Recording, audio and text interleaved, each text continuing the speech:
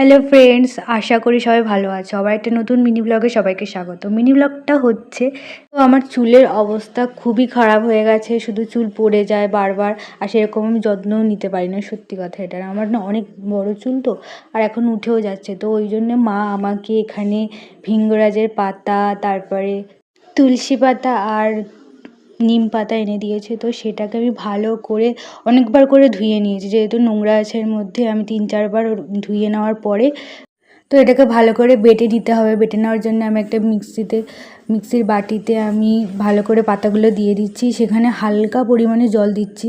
আর আমার না একটা জিনিস এখানে ভুল হয়ে গেছে, আমি একটু বেশি পাতলা করে ফেলেছি, যে ওই জন্য আমার মাকে খুব বকেছে। তো একবার আমার বাটা হয়ে গেছিলো, অল্প অল্প করে নিয়ে বেটেছি, আর তার মধ্যে আমি একটু আমলকিও দিয়ে দিয়েছি। আর এটাকে একটু ভালো করে ছেঁকে নিয়েছি, যাতে ওই পাতার গুঁড়োগুলো যাতে মাথায় না লেগে থাকে পরে। তো ছেঁকে না আমার এতটা জল এসছে, মাকে বলেছি ভিডিও করতে।